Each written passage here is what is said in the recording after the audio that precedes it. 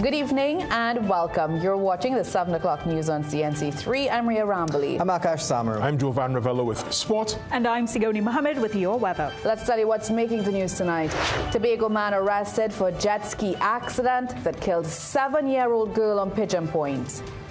Foreign Affairs Minister defends a seasickness joke, says he can prove he was barred from CARICOM meeting. Mother of murdered businesswoman calls for easier access to FULs for women. In sport, CARIFTA swimmers celebrated on their return after 59 medal haul in Martinique. Another round of typical dry season weather. I'll break down what changes and what remains the same for us in the forecast.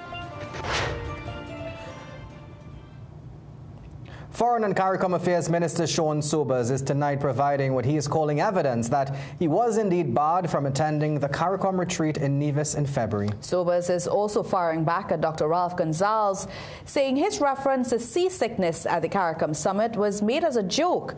He's again denying fresh allegations that he personally declined an invitation to the Nevis retreat due to the mode of transport. Sobers said he has records to prove he was deliberately left out and will be submitting them to CARICOM Chairman Terence Drew. It's clear Foreign and CARICOM Affairs Minister Sean Sobers is far from pleased with Dr. Ralph Gonzalez. I am not one to ill-treat the elderly at all, but in this case I'll make an exception. On Wednesday, the former St. Vincent and the Grenadines Prime Minister claimed he had reliable information that Minister Sobers declined to travel to Nevis, where Dr. Carla Barnett was reappointed, because the boat ride to the island would have made him seasick. In response today, the Foreign and CARICOM Affairs Minister said the reference to seasickness during the conference was made in jest. I made a joke about the modality of transportation, but at no point in time, and I repeat, at no point in time did I say that I would not be minded or willing or wanted to attend. During an interview with CNC3 News, Sobers repeatedly stressed that he never verbalized any hesitation to attending the retreat in Nevis. As a matter of fact, I indicated as head of delegation, I have to attend. As head of delegation, I would like to attend. I am attending. And then we were told, no, we're getting information. They want heads of government only, not heads of delegation. Minister Sobers explained that on the day of the retreat, this country was not assigned a seat on the boats to go to Nevis. And he provided CNC3 News with a WhatsApp message he received during the conference, saying that CARICOM Chairman Terence Drew said that only heads of government will be invited to the retreat. Sobers indicated that this and other forms of communication will be attached to a letter addressed to Chairman Drew. And speaking of Prime Minister Drew, the CARICOM chairman has reportedly now responded to government's 3 letters. While Sobers declined to disclose the contents, he confirmed a reply was received and said his response will address the concerns raised. Now, Ghana's President, Dr. Irfan Ali, has said that he sees no issue with the process for reappointing Dr. Barnett, and she has Guyana's full support. That position, which is diametrically opposed to Trinidad and Tobago's stance, was put to Minister Sobers. President Ali, all due respect to His Excellency, is entitled to his opinion. Trinidad and Tobago, we are sovereign just like Guyana is, and we differ on that, and that's why we have articulated our position. Asked whether Trinidad and Tobago would propose another candidate if the CARICOM vote is redone, Sobers said this country has no horse in the race. Turning back to Dr. Ralph Gonzalez, Sobers said he never has anything good to say about the UNC, and he had a message for him. He should be more concerned with respect to his HTC mortgage payments to Victoria Keys and trying to win more than 1 seat in St. Vincent and the Grenadines. CARICOM is yet to issue a public statement on the matter. The People's National Movement is calling on Minister Sobers to resign amid this CARICOM controversy. Opposition Senator Dr. Amory Brown, a former Foreign Affairs Minister himself, said he has credible information that government is not telling the truth. Dr. Brown said he was informed that every effort was made by CARICOM staff to specifically accommodate Minister Sobers on the Nevis retreat. Late into the night before, when it was clear that the Prime Minister had busted and left the country, up to the morning of the retreat, 1 a.m., you have Secretariat staff laboring and reaching out and engaging, trying to persuade. Dr. Brown said the minister's defense that the seasickness reference was a joke make things worse. It becomes even more worrisome and, in the considered view, even more unsupportable that this gentleman could continue to represent Trinidad and Tobago, the Caribbean community, having been exposed and having exposed himself. Dr. Brown claims that this government is deliberately attempting to weaken CARICOM. Responding to the opposition's comments this afternoon, the Foreign and CARICOM Affairs Minister said he's exploring his legal options, again defending government's position on the CARICOM Secretary General's reappointment. In any event, I stand here today to categorically deny any attempts by anyone to indicate that I lied or misled this country. I am in consultation with my lawyers concerning the press conference that was held today to determine whether anything that was said by Dr. Brown was defamatory. Now, the minister said he will not respond to Dr. Brown's call for his resignation. In other news, Caribbean Airlines is tonight confirming its intention to introduce a fuel surcharge, a move that will result in higher ticket prices. The announcement comes 2 weeks after Guardian Media exclusively reported that the local carrier was seeking to implement the surcharge as global jet fuel prices soar. The airline did not provide any details on when the surcharge would be implemented, saying only in a statement to CNC3 News that an announcement would be made to customers later this evening. Airlines around the world have been grappling with reduced jet fuel supplies and skyrocketing prices due to the U.S.-Iran conflict. Unable to absorb the costs, airlines have introduced fuel surcharges, increased their baggage fees, and cut capacity. State-owned CAL says at this time no decision has been taken to increase baggage fees. However, it continues to review its cost structure. A 32-year-old man from Canaan, Tobago is now in police custody, but that's little comfort to the family of 7-year-old Angelica Jogi, who was killed by a jet ski. They're demanding justice after her tragic death at Pigeon Point in Tobago. The incident has shaken the country, even the authorities. Here's Stephen Nicholas with an eyewitness account and calls for a crackdown. To relatives of little Angelica Jogi, as they left Scarborough General Hospital on Wednesday night, after she was declared dead.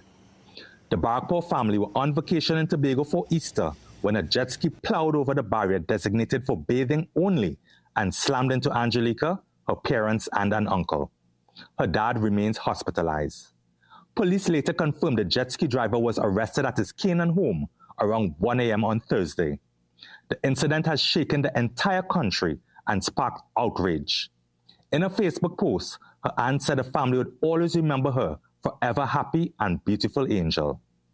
Angelica was a Standard 1 student at San Fernando TML and was described by her principal Wahida Mohammed Narain as bright, beautiful, well-disciplined, and full of promise.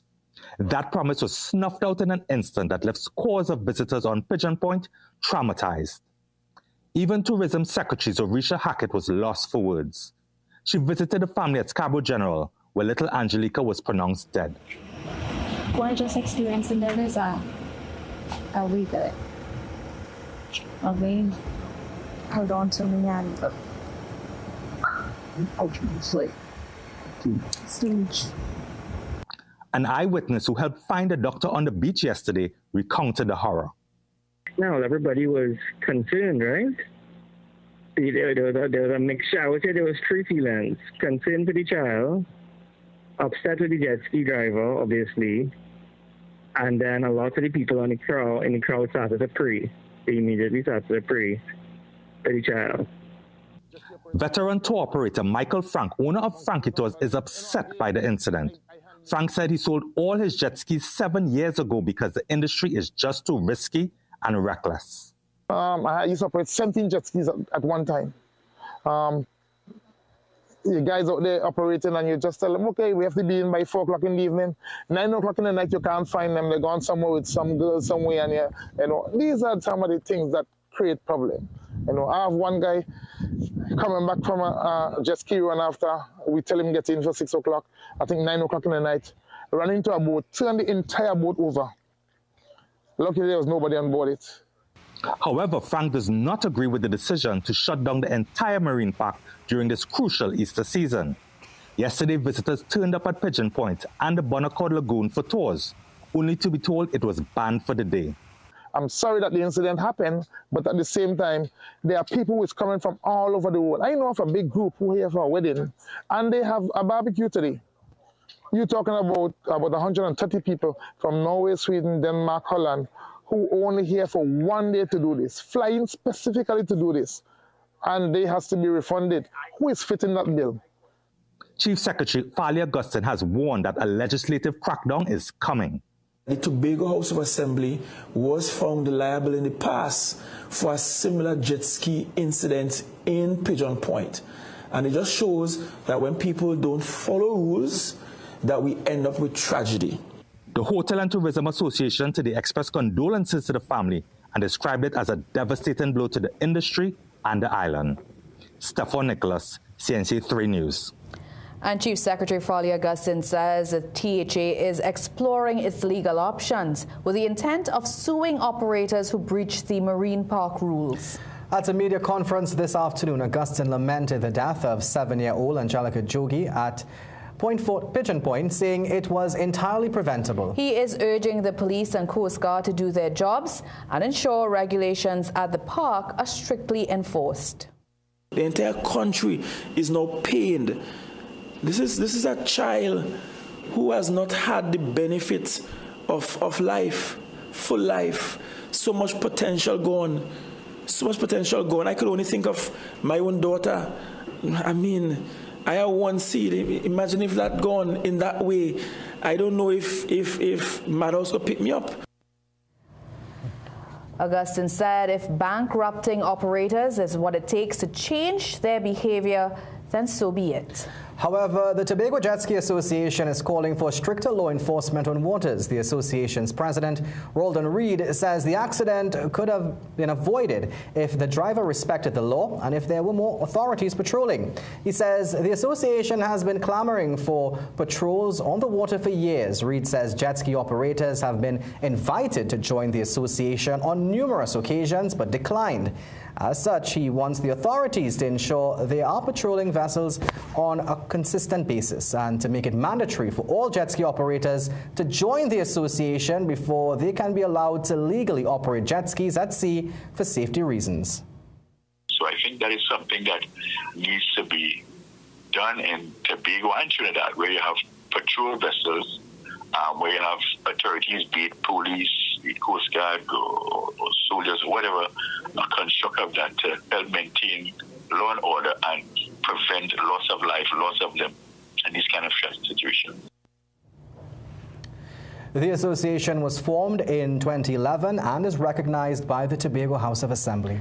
Now, in light of the latest tragic incident, we asked, should the use of jet skis at popular beaches in Tobago be banned? Here's what some of you had to say.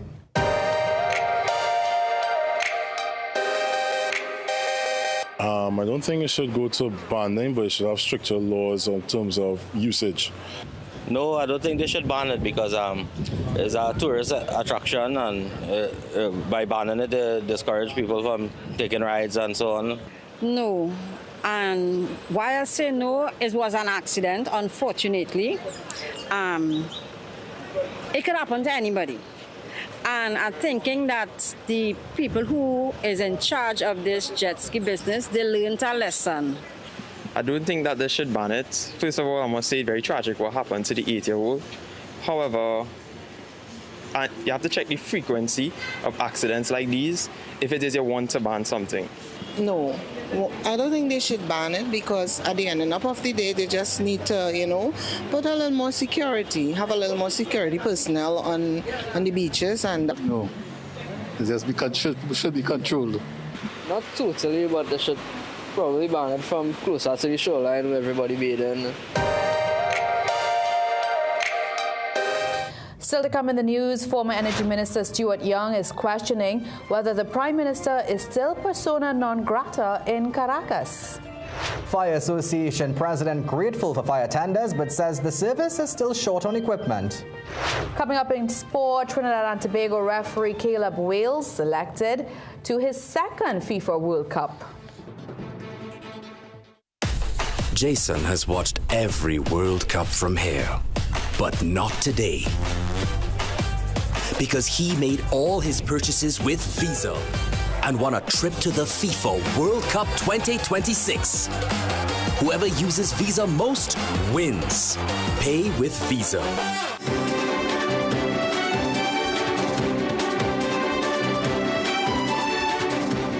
A close female relative of Steve Ghani Jr. remains in custody tonight in connection with his killing.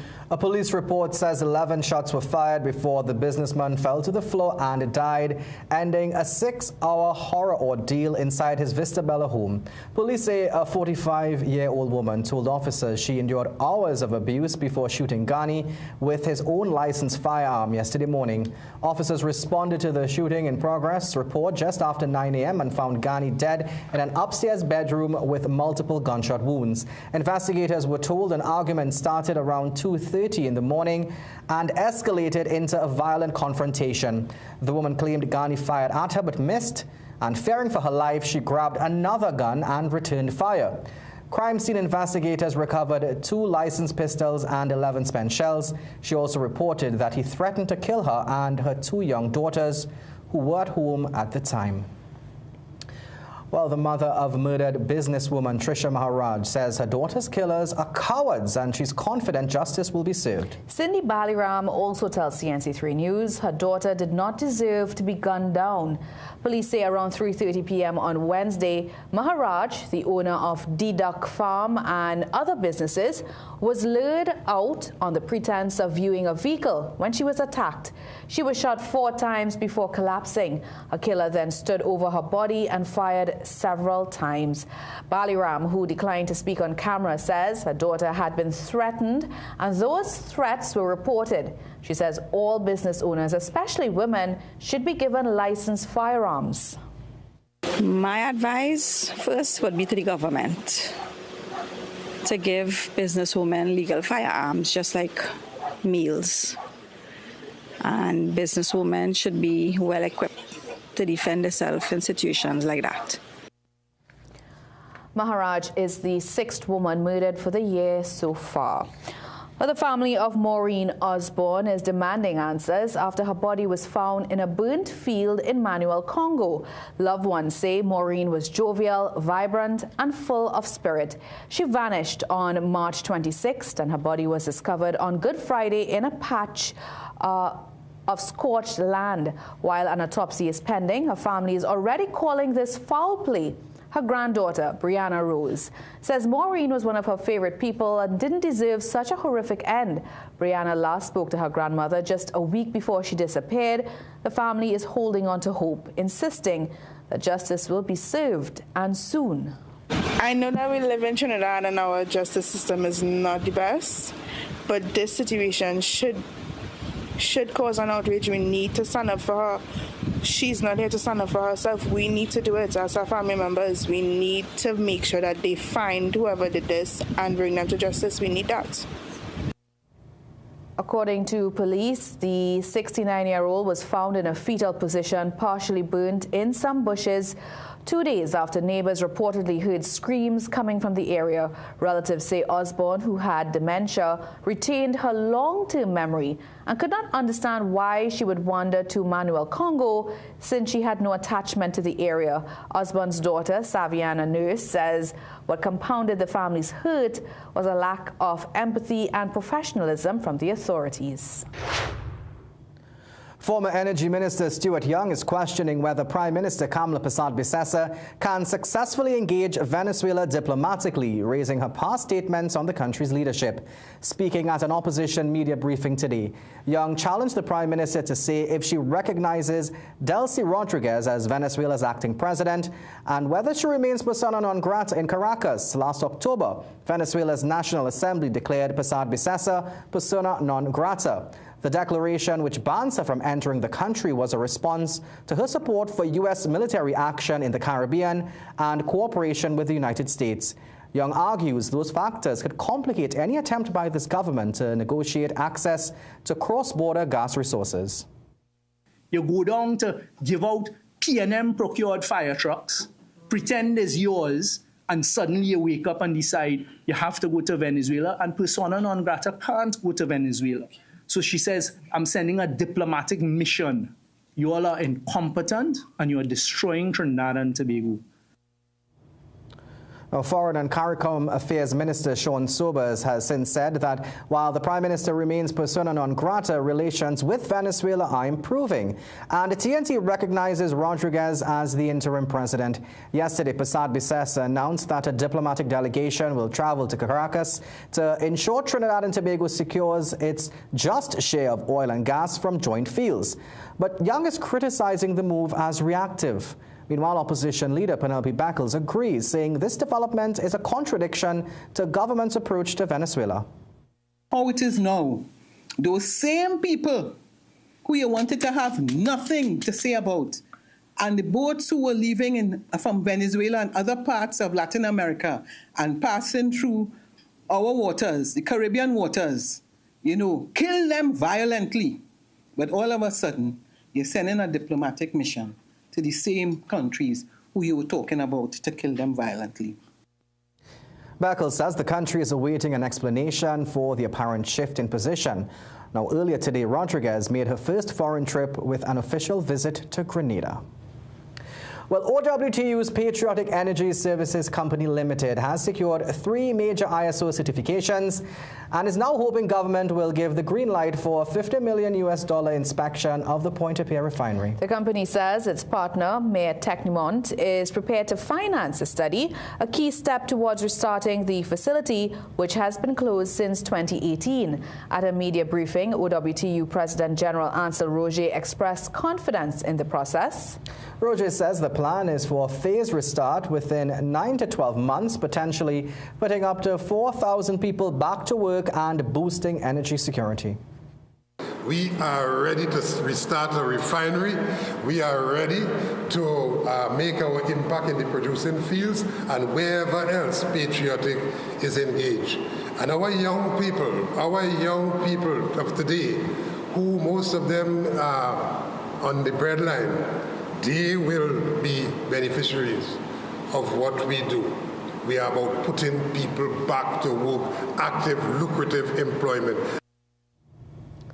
Meanwhile, Global Compliance Service CEO David Pope says the new certifications position Patriotic on the global stage. Patriotic has demonstrated that they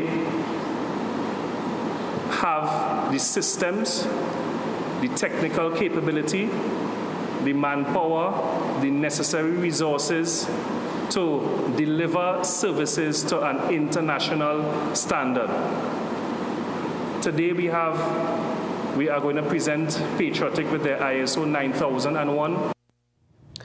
He says the ISO certifications cover quality, environmental and occupational health and safety standards. Last month, Energy Minister Dr. Rudal Munilal confirmed no approval has been granted to Technimont as the government is still reviewing proposals for the refinery's future. In tonight's Business Watch, amid projections that TNT's economy is set to grow in 2027, the Energy Minister says there are projects on the way to deliver that growth. Meanwhile, foreign exchange woes and increased NIS contributions have eaten into Prestige Holdings' profits for the first quarter. Peter Christopher has more.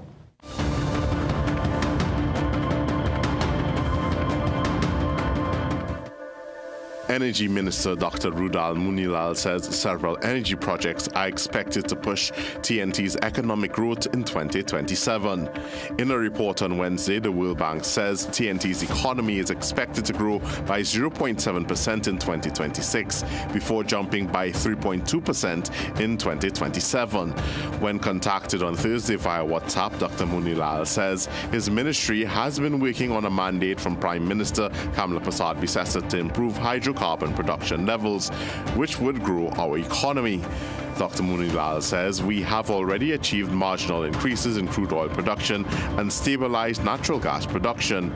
The Energy Minister adds, as a result of engagement with our upstream partners, we expect significant investments in new projects to increase production levels, some of which have already begun to bear fruit, with major projects like Manatee Plus expected online in 2027. On Wednesday, the Prime Minister announced a delegation will be sent to Venezuela to negotiate energy deals on Trinidad and Tobago's behalf. Energy giant Shell has been in talks with the Venezuelan government concerning gas fields in Venezuelan waters, including the Dragon gas field. Shell has stated plans to process the gas from those fields at Trinidad's Atlantic LNG facility. In a Reuters report on Thursday, the interest in the facility has led to talks about the potential restart of LNG Train 1, which has been inactive since 2020, to accommodate increased gas production from those fields. Foreign exchange woes and NIS contribution increases has seen Prestige Holdings suffer a dip in its profits for the first quarter of 2026. The company reports a profit after tax of $9.4 million for the period, a decline from $15.7 million reported for the same period last year.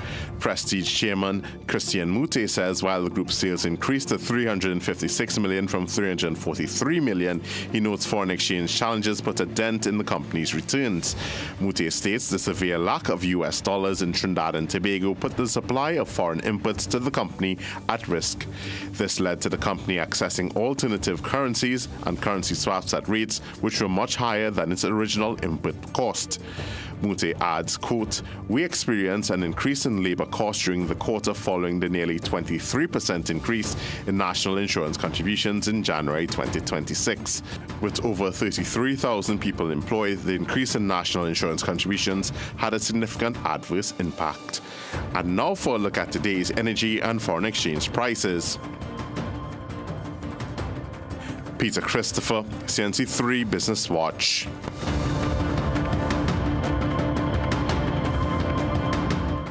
Thank you, Peter. Still to come in the news, Aranguez residents want more than patrols. They want police boots on the ground. Coming up in the weather, showers are passing through. I'll tell you where in the forecast after the break. Diamonds. Brilliant. Rare. Resilient. Some stars are born to shine. Born to shine.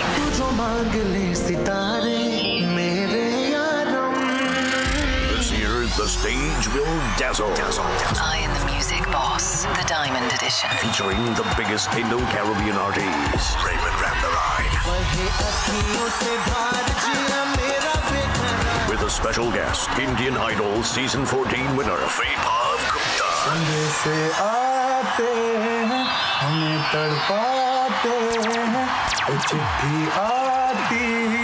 Hello Trinidad, I'm gonna join Raymond and I am the music boss. See you all on 11th April. I am the music boss, the Diamond Edition. Saturday, April 11th at the COE. Check online for ticket outlets or call 225-0391 or 798-1576.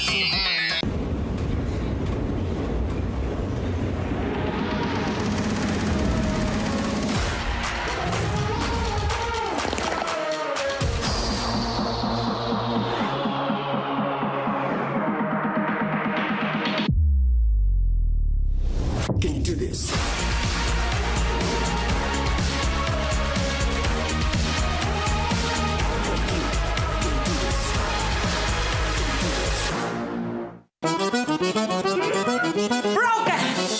Ever since I started wearing hands-free Glide Step Skechers Sleep-ins, my other shoes are useless. With Skechers Sleep-ins, I just step in and they're on. Try Skechers Sleep-ins.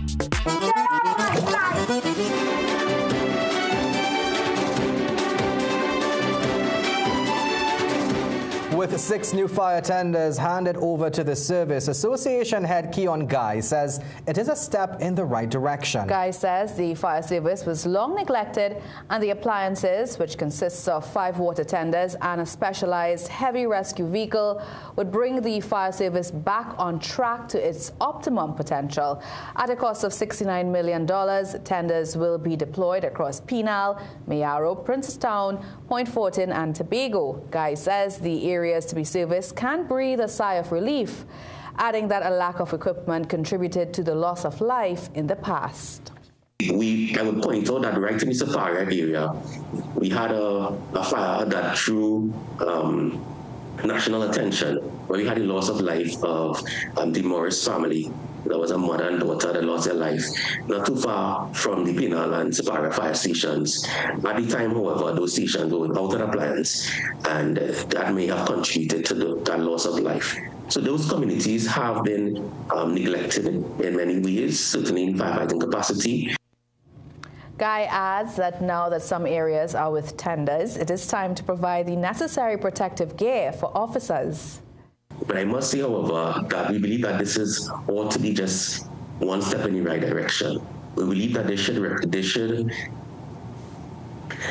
be a signal that government is committed towards ensuring that throughout the entire country, the fire services return to being able to deliver its services, to offer protection to its officers, which our obligation with the state, quite frankly, has not met over the past decade. During the handing over ceremony, Prime Minister Kamla Persad-Bissessar recalled losing all her childhood memorabilia when her family home was gutted. She said a lack of proper infrastructure in rural communities led to that, making the handover an emotional moment for her in hopes that no other family suffers like she did. Residents of Barataria and Arangwes didn't hold back at a police town hall in Arangwes last night, pressing officers on their presence in the community and even offering to help keep patrol cars on the road. They demanded stronger visibility and tougher crime suppression, saying patrols aren't enough and they want to see officers on the ground. One resident, Mala Ramnath, pointed to two recent kidnappings in the district. She urged police to step up patrols, even suggesting locals help repair police vehicles if that's what it takes to have visibility through the streets. Seeing a police vehicle give a lot of comfort, a lot of safety. Also, foot patrols. It would be nice that maybe once a month that some foot patrol could happen.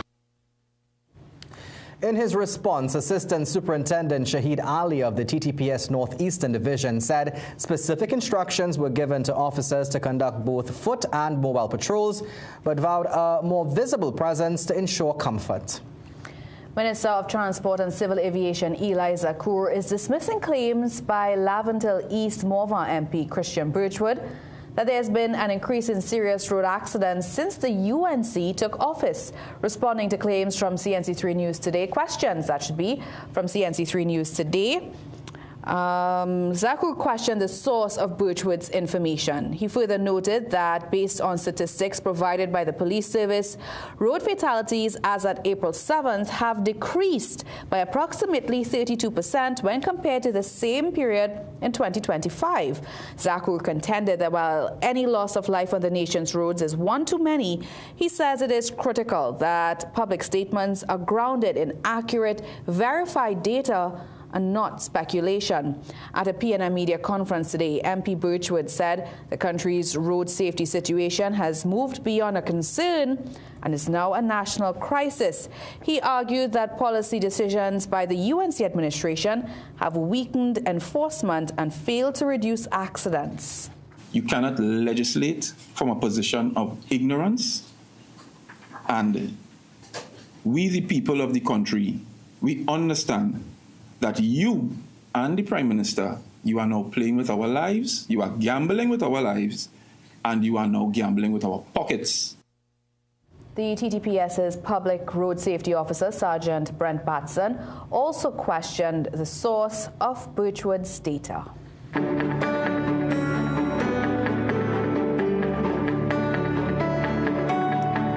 It's now time for the weather forecast with Sigoni. And Sigoni, outside is looking quite hazy. How much of that is Saharan dust? Well, we have some Saharan dust and we have clouds in the very uppermost level of the atmosphere. So it's adding to that dull, gloomy look, but it's not rain and it's not all dust. So with that said, hey, that's pretty much a forecast right there, right? So what we're seeing at this time is at Trinidad and Tobago, we have this band of moisture here, and that's a layer of upper level cloud with no measurable rainfall in that because it's so high up. Toward the lower levels of the atmosphere, however, we have some brisk passing showery activity that's going to take us through the most part of this forecast and mixing in there where we still have dust haze. We'll get to that shortly. So hazy and breezy into this evening's forecast. Some quick passing showers for both Trinidad and Tobago. Tobago will see those showers picking up into the pre-dawn hours of tomorrow. And temperature-wise, not too bad. You won't be pulling the covers, but it's comfortable in the mid-20s. Into the Atlantic we go, and as we're seeing that sunset across the entire region, we're still seeing a lot of Saharan dust moving from the Atlantic into the Caribbean Sea, from the British Virgin Islands all the way down to Trinidad and Tobago. What we have here is that stable atmosphere and that hazy air mass combining. In between that, we can still see some partly cloudy pockets developing across the islands, and with it, brisk passing showers. So a bit on the cloudy side, but remember, it's not all cloud. That's dust haze mixing in into your early morning forecast. By midday, showers do pick up across Trinidad, especially along elevated or hilly areas and along the northeastern quadrant. By the evening hours, generally fair conditions. Dust haze still very much in the picture. Now, Trinidad gets a high of 32 degrees Celsius tomorrow. Tobago comes in at 31 degrees Celsius on Friday. Still looking out for those quick passing showers as the day progresses, but generally dull and hazy for the most part. Into tomorrow, if you're heading offshore, because most of us are kicking off the weekend from tomorrow, if you do that, look out for moderate conditions. It's still occasionally choppy within those nearshore areas where waves within that general section is going to be below 1.5 meters in height.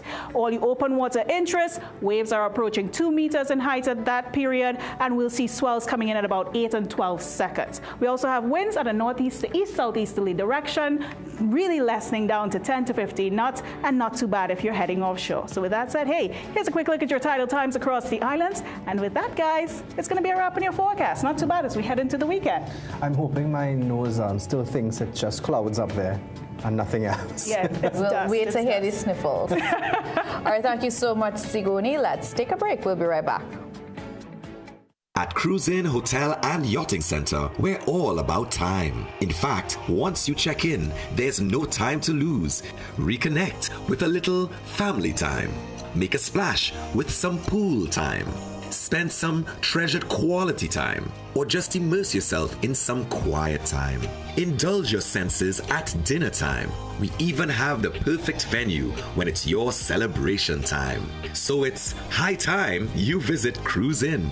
Choose our day pass or call 607-4000 to make your dinner or hotel reservations or to find out more about our event spaces. Take a time out at Cruise In Hotel and Yachting Center. Jason has watched every World Cup from here, but not today.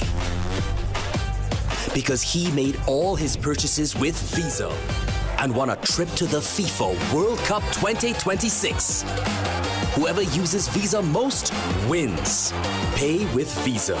Struggling with blood sugar swings, high blood pressure, or stiff joints? Take control with Aja Nutrition's powerful wellness trio. Berberine Plus supports healthy blood sugar. Blood pressure support helps keep your pressure in check. And Joint Aid keeps your joints moving so you can stay active every day.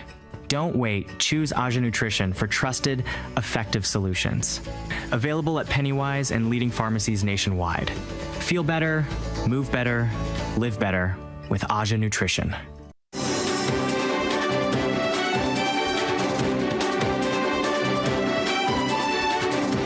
The Port Authority has dropped its legal fight over the controversial purchase of the MV Superfast Galicia.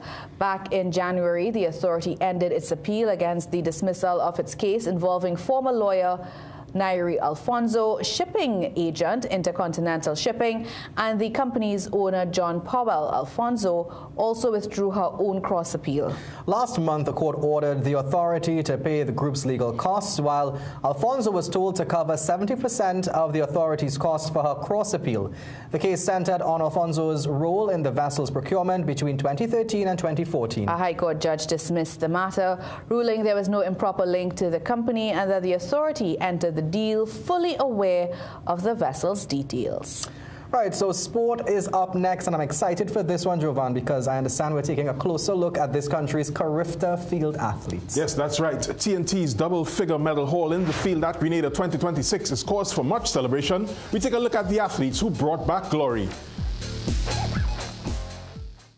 Revival is coming to Trinidad and Tobago Christian Center. Dr. Apostle Judy Kareem presents Reverend Rachel Williams. Join us on Thursday, April 16th and Friday, April 17th for a time of prayer. Saturday, April 18th, 10 a.m. to 5 p.m. Prayer and Faith Women's Conference. On Sunday, April 19th, 3 p.m. to 9 p.m. Kingdom Advance Men's Conference. Register early at 383-9395 McBean Stretch, St. Mary's Village, Carapachima, Trinidad and Tobago.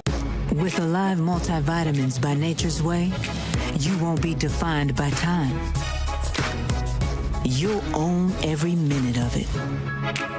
Discover how you can age vibrantly with Alive. Through every storm and every sunrise, a familiar face and a trusted voice returns to your forecast. This is where it all began. Good afternoon, Sigourney. Welcome home. Welcome home. Stronger, sharper, ready to serve you again. 2 minutes, the news. Because when it comes to your weather, I'm Sigourney Mohammed with your CNC3 weather forecast. It's good to be home.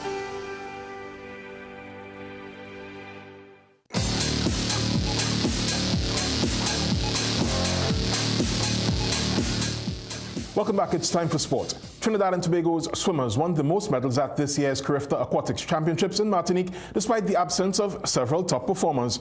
On their return, President of the Aquatic Sports Association of TNT commended the team for their showing in the pool. The growth from last year to this year, it was incredible to see the same athletes, grow within that 1 year period. Our older athletes representing well, showing leading from the front. Our 15 and 17s, our 10 and 14s who are seasoned. Imagine we saying 10 and 14s are seasoned campaigners in this thing, but they are seasoned, and you all have really led the way for inspiring not only your teammates, but I think the rest of the swimming fraternity, the rest of your compatriots at the local arena. All right, so. Take a round of applause because I think you already deserve it. And you have inspired us. Trinidad and Tobago's swimmers brought home 20 gold, 19 silver and 20 bronze, 2 more than in 2025. Pushat says the post-event meetings will have an added feature this time around. We will engage the athletes, and that's one of the things we're going to do differently. Many times we do post-mortems on these competitions, talk about what went right, what went wrong, but we'll talk to the coaches, we'll talk to the management team. We want to now talk to you guys to find out, because we understand this as a milestone. This is not the be-all and end-all. CARIFTA doesn't define you as a person, doesn't define you as a swimmer. All right, so for us, we really want to figure out what will improve and enhance your experience as an athlete, not just a national athlete, as a swimmer. All right, and how we can make things better from a 360 approach is what we've been looking at. Congratulations to them once again. Now, the TTFA is celebrating a major achievement as assistant referee Caleb Wales has been appointed to the officiating team for the FIFA World Cup 2026. He is among 88 assistant referees selected worldwide following a rigorous 3-year evaluation process. Wales, who received his FIFA badge in 2023, also officiated in the CONCACAF Gold Cup before making his World Cup debut in 2022, becoming one of a select group of TNT officials to reach football's biggest stage, joining names like Douglas James, Ramesh Ramdan, Mariri Gonzalez, and Michael Raganath. TTFA President Kieran Edwards praised the milestone, calling it a testament to Wales' consistency and excellence on the international stage. Wales will now join FIFA's Team 1 group in Miami for final preparations ahead of the historic 48-team tournament. I'm excited. I am happy to be appointed to my second World Cup. This is a big deal, and I know it means a lot, not just to myself, but to everyone, my friends, family, the entire country, and the wider Caribbean region. I think it speaks a lot of hard work and dedication, as well as a lot of commitment and optimistic mindset, so that they could push forward to continued success. Exciting times for Trinidad and Tobago's referees. Now, the World Junior Track and Field Championships are in focus as the entry looks to build on the success of the just concluded CARIFTA Games. Ian Wilson spoke with head coach Michelle Alain Penny on CNC3's Morning Shot today. The 2026 CARIFTA Games are now in the past tense, and while they are presently celebrating, the national athletes are looking to the future at the World Junior Athletic Championship in Eugene, Oregon later this year. The entries will continue the work they set about for the CARIFTA Games, according to head coach of the CARIFTA team, Michelle Allen Penny, who was a guest on CNC3's Morning Shot on Thursday. Especially where, as you mentioned, Tanika and Tyreek Vincent, they are now world ranked, and their point, for that competition has also qualify them for world rankings. The sentiment echoes that of entries boss Ephraim Serret. The former sprinter indicated the work has now begun. But we move now for the later in this year, where we have the NACAC under 18 and under 23, as well as the World Junior Championships. So what we would like to do, and I'm saying it from here, is that the entries would want to select those athletes who are in that bracket to have them continue training as we look forward to going to Eugene in August this year. Team manager Kuki Melville shared how the team was successful as they want to continue the work as they look ahead. Generally, we set the standards for athletes, and last year, entry has decided that we are going to up that standard because we want to up those performances of our athletes to get to that level. The preparation begins in earnest when athletes and entries meet on Saturday at the Heasley Crawford Stadium to plan ahead for the future. Ian Wason, CNC3 Sport. Thanks, Ian. Now, as promised, tonight we take a closer look at this country's heroic field athletes at the 2026 CARIFTA Games in Grenada. Due to the nature of multi-sport meets, those in the field often don't make the headlines, with most eyes focused on the finish line. But this year, our field athletes in red, white and black certainly made a name for themselves, grabbing their opportunity with both hands. Among them, Peyton Winter, who won silver in the girls' under-20 shot put, Zane Martin, who won bronze in the boys' under-17 triple jump, and Jelani Chenyelu, who won bronze in the U20 shot put. Trinidad and Tobago's first medal at Grenada 2026 came from the field. It belonged to javelin thrower Tannen Nehemiah in day one's morning session. It was great. I made a PB. I know I could have done better for sure. I still have some things I'm doing in my technique, but overall it was a great experience being here and training. It's definitely great because this year I know the president wanted a lot of medals, so I'm happy that I'm the first one to get one for them. He set the trend. Of the 35 medals this year, 10 came from the field, up from 4 in 2025. And of TTO's 9 gold won at Grenada 2026, 3 came from the field. Those included Sienna Parsons, who credited Team TTO's coaches for her success. The Team TTO coach actually predicted that jump perfectly, so I'd like to say thank you to him so much. And for the rest of the season, like junior champs, we're coming back strong.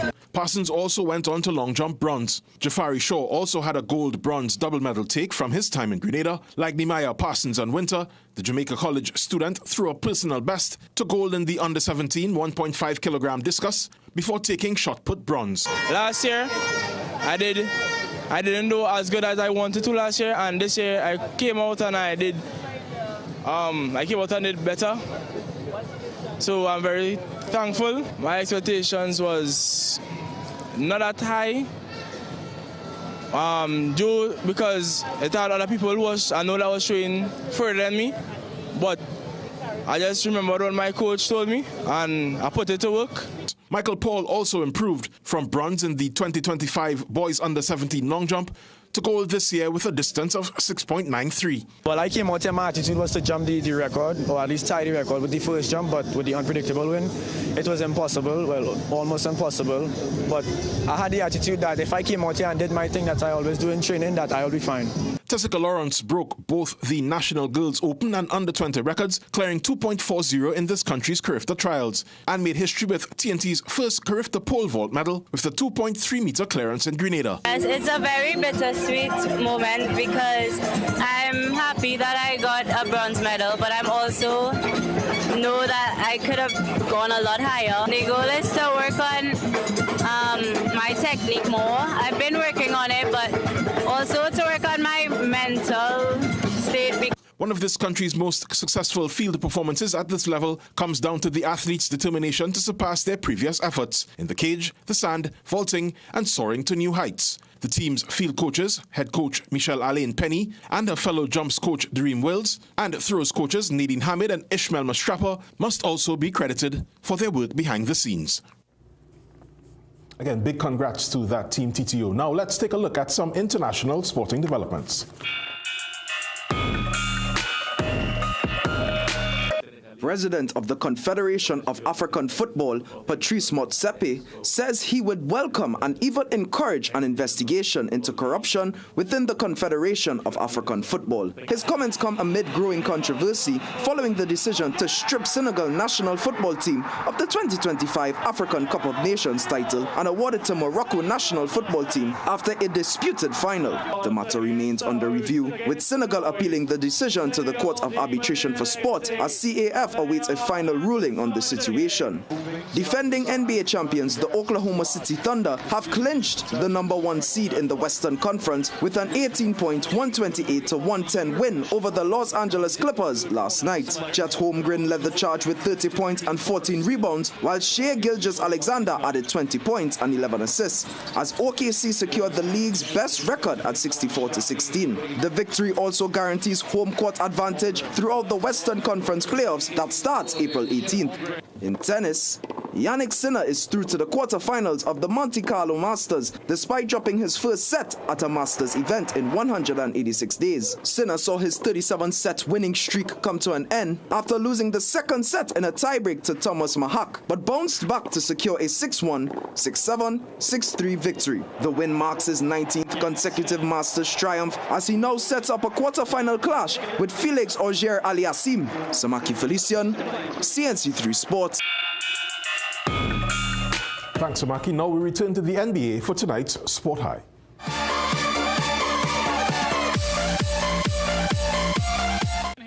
Terrence Shannon was in the mood last evening and no one could stop him. Like a knife through butter after a little stutter, the jam to make it sweet. So, Terrence, for taking charge in the paint, you earn tonight's CNC3 Sport High. Sweet jam indeed, guys. Thank you so much, Jovan. Let's take a break. We'll be right back.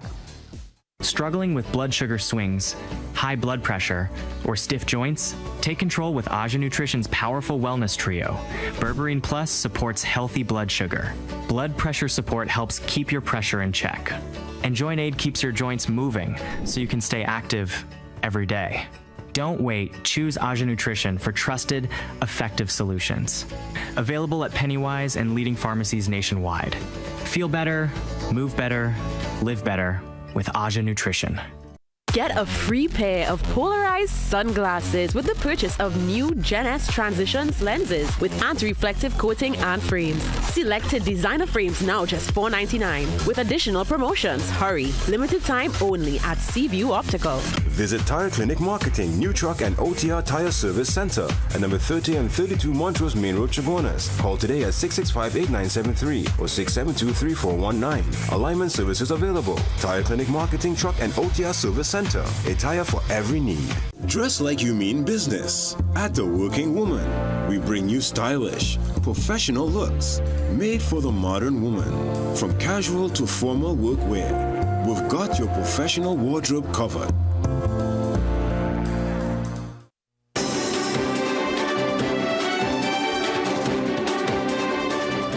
Point Fortin MP Ernesto Keza launched Point Fortin Borough Fusion ahead of the official Borough Day launch, giving the assurance that his event won't affect the regional corporation's event. Now, the cultural showcase unfolded at the pavilion where sponsors and stakeholders gathered for the launch amidst the funding row between the corporation and central government. Borough Fusion will run from April 25th to May 1st and will feature booths operated by residents during the day, with the streets closed at nights for the hosting of free open-air concerts. At the launch, Keza said Fusion will not clash with any of the Point Fortin Borough Corporation's events. He added that he even informed the Point Fortin Mayor, Clyde James, in a previous meeting. I told them that I'll be doing an event that will be enhancing the borough. I said to tell them a project is a top secret project, but at this time I didn't secure my sponsors and all them kind of things as yet. Now we have done that because I'm very careful in doing things that that don't affect. Now I know politics is high, and as I said in my live recently, I'm no longer going to be commenting, and I just want Borough Day to come off. Mayor Clyde James and members of the Point Fortin Borough Corporation were absent from the event. James confirmed the council wasn't meeting today, but opposition leader Penelope Beckles is questioning why government is underfunding corporations while spending millions on Flavor Village. Now, the corporation says its official Borough Day launch will proceed on Saturday. For 175 years, the Cathedral of the Immaculate Conception has been a constant in a changing capital city, witnessing history while quietly shaping lives. But beyond its walls, the church is now facing new challenges in a modern society. Ryan Bechu has been exploring the milestone year at this historical landmark.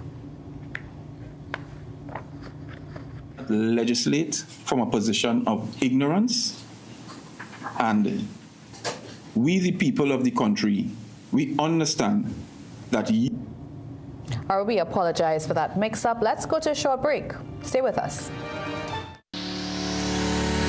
The fact that they ask the questions, those challenging questions that no other media house would ask. So, shed light on those things that are in the dark, those stories that no one else wants to cover. I grew up reading The Guardian, actually. It's a household name. About The Guardian, one thing that I like, the human interest stories have increased. See the investigative pieces on the human trafficking. I find that very interesting.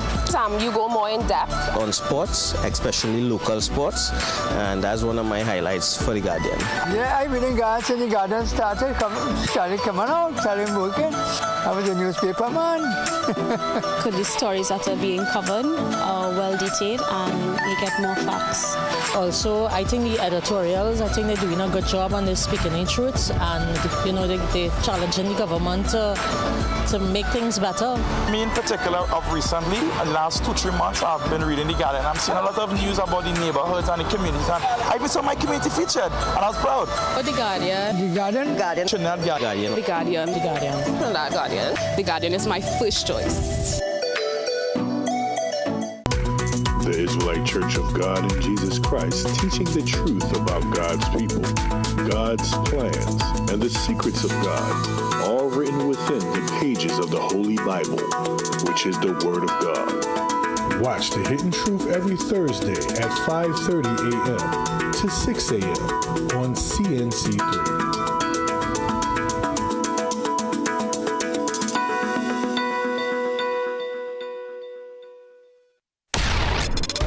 Filmmakers, producers, content creators, influencers, and recording artists. If you're looking to rent a versatile studio space with green screen, video wall, cyclorama, and more, look no further. GM Labs is here to make your dreams a reality. Located in the heart of Port of Spain on St. Vincent Street, GM Labs is your one-stop shop for all your creative needs with over 2,800 square feet to work with. Take your creative concept to the final product at GM Labs. Give us a call or WhatsApp or message us on our Instagram and Facebook pages at GM Labs TT.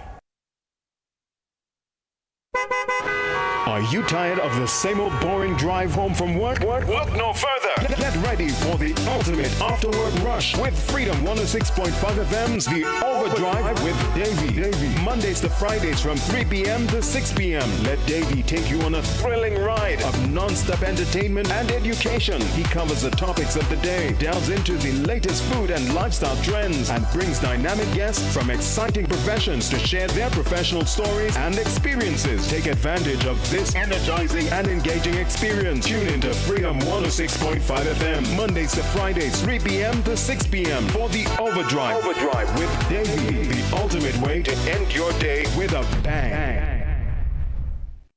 This season, Ask the Doctor is at a new time. It's your weekly prescription for trusted medical advice.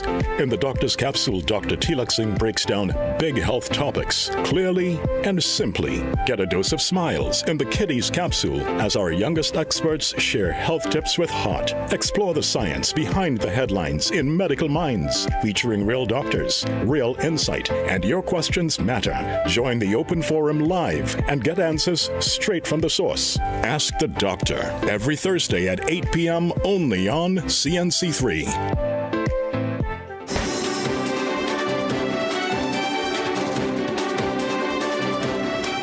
Well, that's how we end the newscast here on CNC3 this evening. Thank you so much for watching. I'm Maria Rambly. I'm Akash Samar. I'm Jovan Ravello. And I'm Sigoni Mohammed. Do have a good night.